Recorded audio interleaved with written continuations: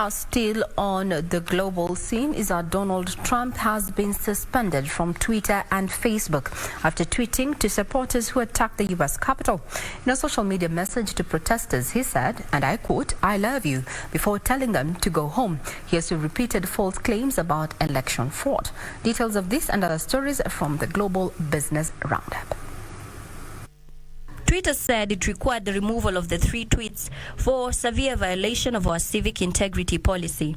The company said the president's account would remain locked for good if the tweets were not removed. It went on to say that the future violations of the Twitter rules will result in permanent suspension of the real Donald Trump account. It means Donald Trump's days on Twitter could be numbered.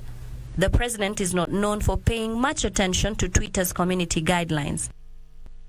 Meanwhile, bonds nursed losses and stock markets rose on Thursday in anticipation of a big borrowing and big spending Democrat administration driving growth, following runoff elections that gave the party control of both houses of U.S. Congress. U.S. Treasuries had suffered their steepest sell-off in months after Democrat victories in 2 Georgia races hand them narrow control of the Senate and the power to pass their agenda.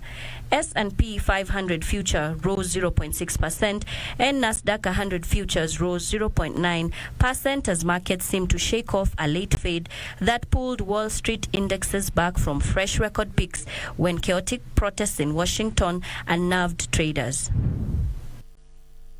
And the New York Stock Exchange NYSE said it will delist 3 Chinese telecom companies after an earlier reversal of the decision. The NYSE first announced it would delist China Mobile, China Telecom, and China Unicorn last week, following a Trump administration executive order. It then reversed that decision this week, suggesting the order didn't require it to delist the companies.